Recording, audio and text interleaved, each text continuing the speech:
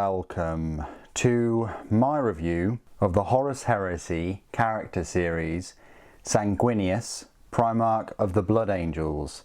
Now, I did do a review of Sanguinius, just himself, like just the model, back in March of last year, but not with the base. And I just thought that now is a good time to do a review of him with his scenic base. He originally cost £80 on release, but he's now gone up slightly to £84. You can't get the scenic base from Forge World, which is a little bit disappointing, so you can't have the whole model. And currently, if you wanted to just buy him separately, he is temporarily out of stock, but that's been the case for quite a few other models coming out from Forge World. So he is technically my third Primarch. I do have Reboot Gilliman and you know, the Demon Primarch Mortarion. I think next weekend is when Lionel Johnson will be up for pre-order. But anyway, I thought I'd take this opportunity to have a closer look at this model and see what's included in technically a £130 miniature, I guess, including the base. For one model, I guess one model. I mean, I wouldn't say that the demon is a model, not to ignore his existence on the mortal plane or anything like that. But yeah, absolutely fantastic model. Let me zoom in a bit of this detail. I think I got it right. I think I've got the pose right now. You've got a number of options with Sanguinius. You know, you can arm him with the Blade and Carmine, or this Spear of Telesto. He's also got a kind of an Infernus pistol type weapon. But anyway, we'll go through his rules towards the end of the review, but I just wanted to have a look at the detail and things on him and show you what I've done. I need to get one of those rotating base things, but some of them do look quite dodgy on Amazon. So for now, it's just Super Saiyan's rotating fingers, getting a look at all these little details and things. Yeah, absolutely fantastic looking model. Lovely pose. It's just a fantastic action pose for Sanguinius. Now, this is what I've done. So I've magnetised a few things. So I've magnetised this piece of the base. I wouldn't suggest using the 1mm by 1mm magnets. I'd go for 2x2 millimeter magnets, definitely, and then you won't need as many as I've drilled into. I think I've put 3 there, I guess. I think 1, 2, 3, yeah. I haven't put any in this rounded bit, which, you know, I could have done and put some in his actual base, but no. And then his hand is glued onto, well, it's actually part of the horn for the demon. And yeah, there probably might be a little bit of a gap there, so hence why the liquid green stuff. But the demon has this hand with some spikes in there and claws, and got some claws on his legs and this big claw here. Got these kind of brass symbols, like 8-pointed star things. You've got a helmet there. Maybe you want to paint it as Blood Angels Mark III Iron Armor helmet. And yeah, I mean, it took a while to sort of get him to settle into that place, and he needs to line up exactly so that when you put Sanguinius in there, Sanguinius's hand lines up. And I have magnetised his hand there. I mean, you could get away with not magnetising that, putting a magnet in there, but I have anyway. Not that would hold him, you know, by himself, but I think I've got that just right. Be wary with the rocks and things. You might have to file that down. I didn't, but I got away with it. But yeah, I got it to fit. I got him to fit perfectly in this scenic base. So beautiful.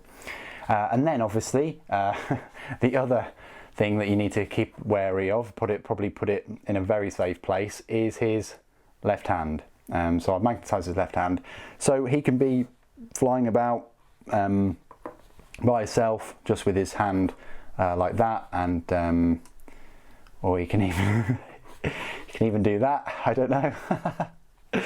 But yeah, you can spin his hand all the way around if you so wish. That's a bit strange, but anyway, yeah. So I magnetise his left hand, and let's just appreciate the detail of those wings. I mean, you know, some of the most beautifully detailed wings in any Warhammer miniature, by far. I mean, just his armour as well is so beautiful and ornate, and I always, whenever I look at it, I always pick up newer things, newer pieces of detail.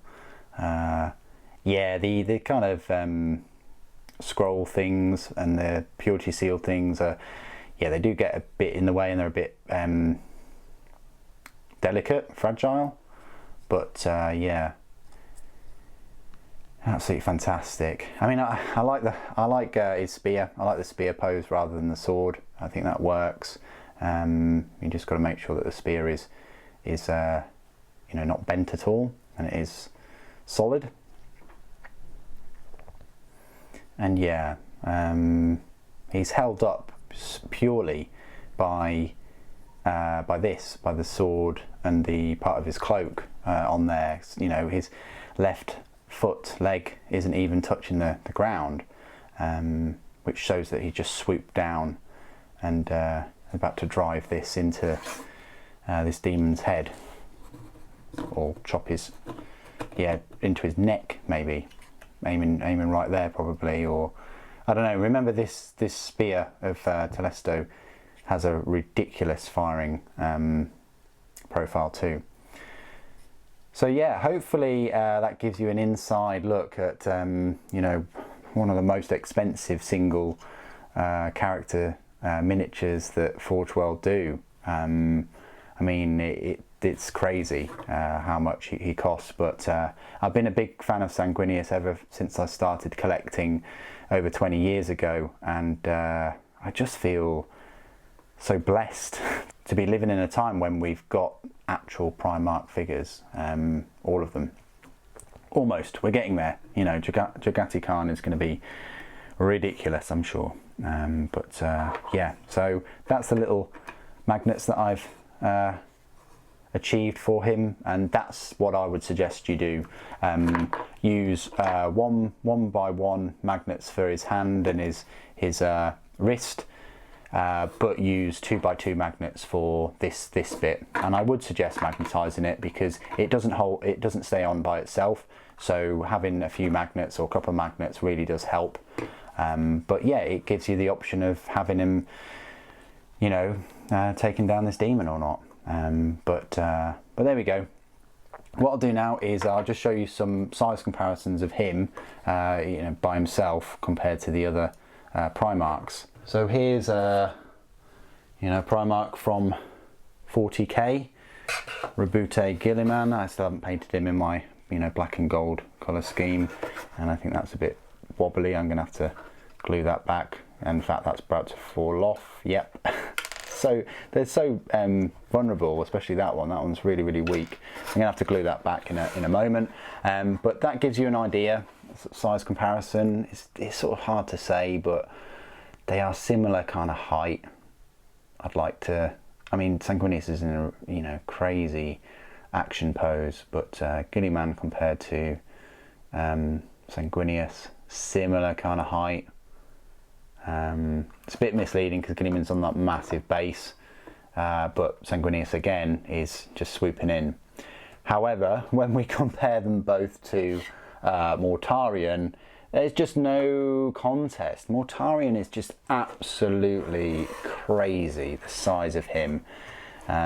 They say size doesn't matter, but well, I know that he's floating up, so technically you could say he's sort of that big, but just look at the bulk of him. He's so bloated, and his armor has just increased massively, and the lantern itself is just, well, it's crazy how big that pistol has. I doubt it was even that size, you know, to begin with, because can you imagine like Sanguinius holding that pistol? Just can't. But I guess they had to, you know, make the size of the lantern, you know, increase as well as silence, you know, the scythe, because otherwise it would look a bit silly if he was this massive Primarch with tiny weapons. But there we go. It just gives you an idea of the size. If you're interested in any of these Primarchs, either Guilliman or Mortarion or even Sanguinius. So yeah, and it's just hit me that this is almost £300 worth of Primarchs.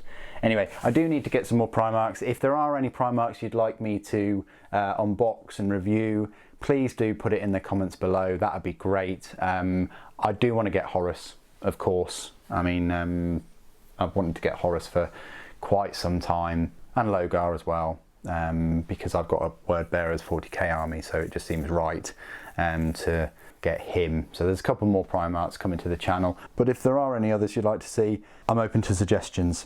Okay, and the final size comparison I would like to make is, of course, with the usual suspects. So we've got a Legacy Space Marine here, we've got Sly Marbo here, and a Primaris right here. Yes, Sanguinius is taller than a Primaris Space Marine if we just detach him from his base. Right here. You can clearly see, you know, I rest my case, Your Honour, you know, Sanguinius is taller than a Primaris, so there we go. You'd expect that, but look how big he is compared to Sly Marbo. You can see how, like, humans would look like children to a Primarch, and how a Primarch would look like a god to humans. I mean, even Legacy Space Marines are just very small, and all of your other Horus Heresy Space Marines will be... Oh, I ended up dropping something. Would be this tall, or this short, this tall compared to him as well. So yeah, but yeah, absolutely huge, isn't he? He's on a different scale to your other typical. I say typical, you know, Space Marines aren't really, but you get where I'm coming from. He's huge. Alright then, what I will do now is just go through his Horus Heresy rules. These are kind of based on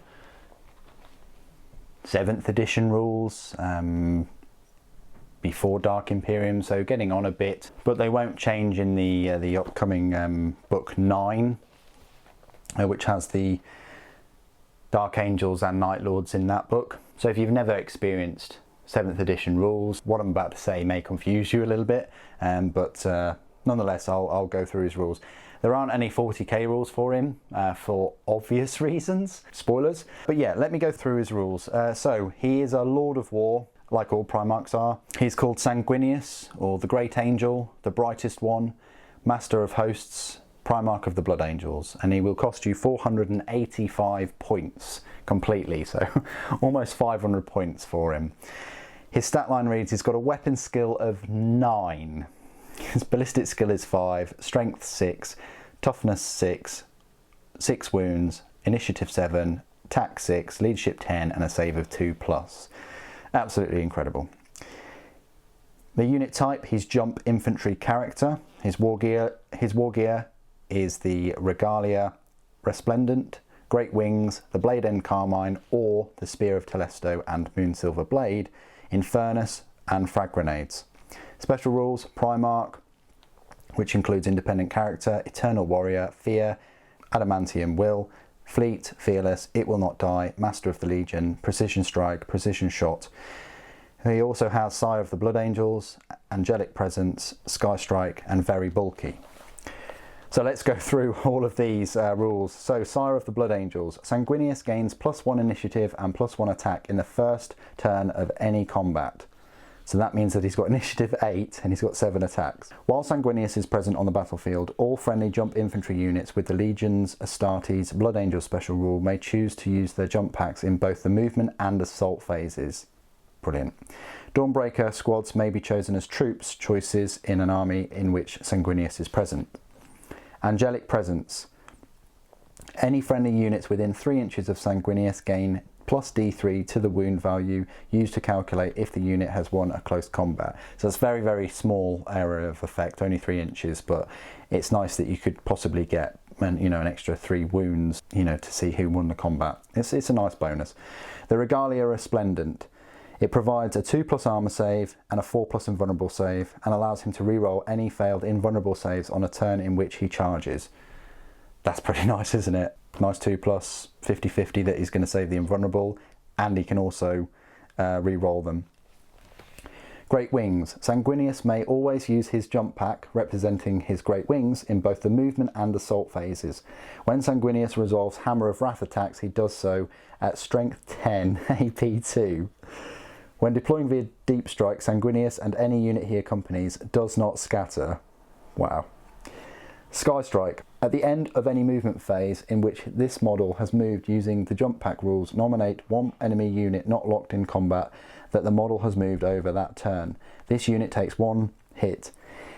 If the unit is an enemy flyer in zoom mode or an enemy swooping monstrous creature, it instead takes D3 hits. These hits are resolved at Strength 6, AP 2, using random allocation and the Ignores Cover special rule. Against vehicles, these hits are resolved against the target's side armour. Brilliant. So, so if he uses the jump pack rules and he moves over a unit, then they're going to be taking those extra hits. Infernus, so his pistol.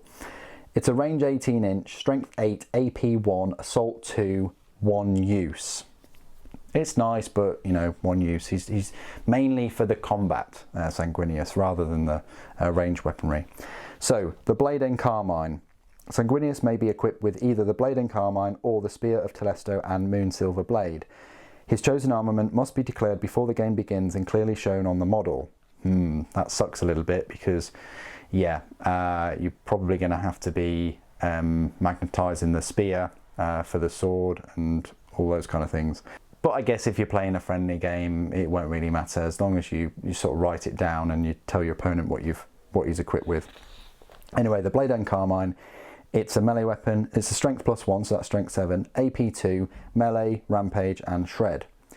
The Spear of Telesto and Moonsilver Blade. So the Spear of Telesto is a melee weapon. Its strength is +3, first round of combat, and then after that it's the strength of the user, so either strength 9 or strength 6. AP is 1, and then it goes down to AP 2.